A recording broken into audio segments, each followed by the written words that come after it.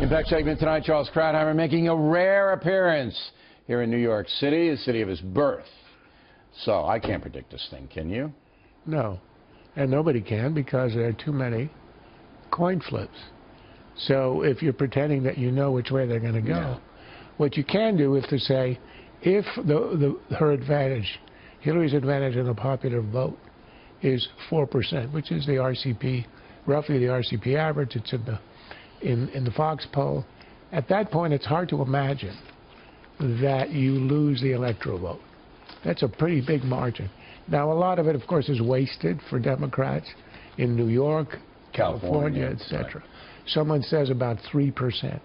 Still, it's hard to see how you lose the election. If people don't come home, there's a difference between answering a poll question and going out to the polls. Right. I mean, let me ask you some question. You know, you and I have known each other for a long time, and the whole thing disturbed me.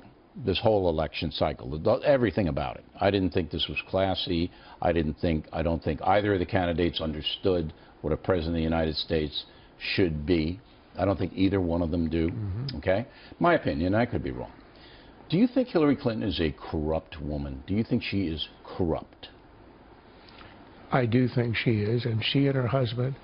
Well, I mean, you're asking about her soul. I don't know, but if you watch her operate, she and her husband operate. From the cattle futures way back 30 years ago to Whitewater, which, I don't know, was sort of sleazy. There's so much sleaze, there's so much unexplained, there's so much lying over those years.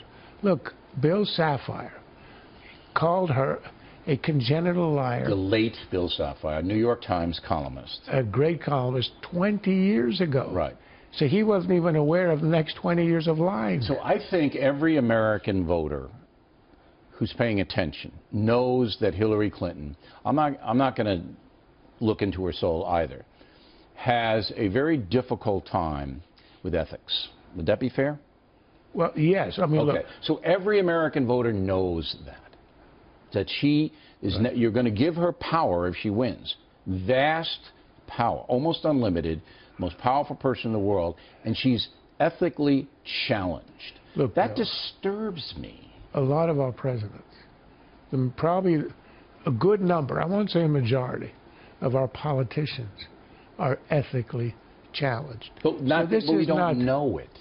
We don't know this. How about Richard Nixon, who was a good president in many ways, or he did the right thing? They didn't know he was ethically challenged when they elected him, because he was VP under Eisenhower, didn't do anything. But look, we're not 9 years old. We know we've had presidents ethically challenged, going way back to the beginning of the Republic.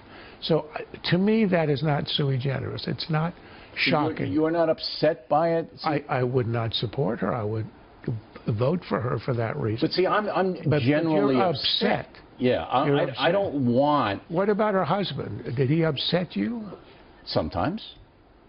Absolutely. You think he's less corrupt than she is? Do I think she's less corrupt? Do you think he was less corrupt than she is? No, I think they're partners in corruption. And you survived the 8 years. I'll point to the Clinton Foundation, because I have a foundation, all right? And I know this world, and I know how it goes. This foundation, this Clinton Foundation, this is corrupt from the jump. From the jump, all right? This was designed to help them, primarily. Look, I'm not denying any of that. No, but it upsets me. Now, let's get to Trump. You've never been a Trump fan. Every time Trump calls me, he yells about you. But I don't see, other than behavioral problems that a billionaire has, all right? I can't tell you that Donald Trump is corrupt. I can't tell you that, all right? I don't know. I haven't studied his business model, but he's never been indicted for anything. He's never been charged with anything. And he's in the most rough and tumble industry you could possibly be in, real estate and gambling, all right? So I'm not, people are saying he's so much worse than Hillary Clinton, and I'm going, on what level? And I'm not supporting Trump or Hillary. I'm just asking questions. Look, it's an odd way to rate someone, to say that in the one aspect in his opponent, corruption, he might be better.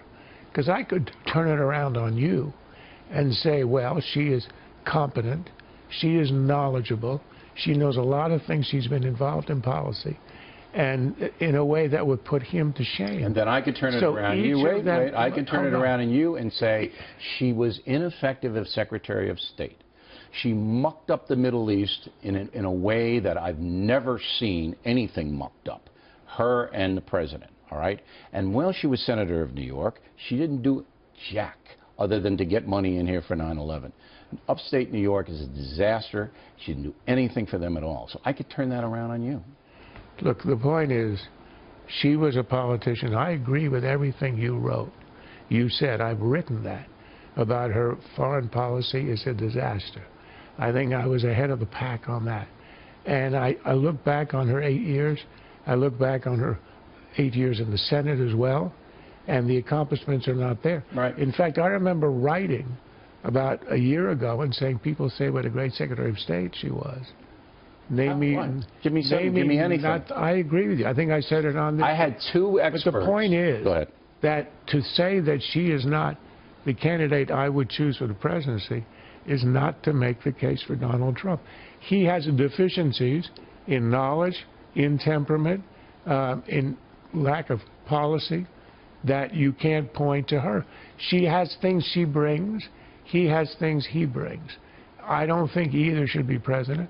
And I recommended that President Obama should issue an executive order to establish showers in the voting booths so that when you leave, you feel cleansed. I'm praying for the country, but I'm not going to, I don't think, and I disagree with you on this, and I got to go. 75% of the voters on Wednesday, no matter who wins, are going to feel uneasy. They're going to feel uneasy. It'll be higher than that. Yeah. Charles Krauthammer, everybody.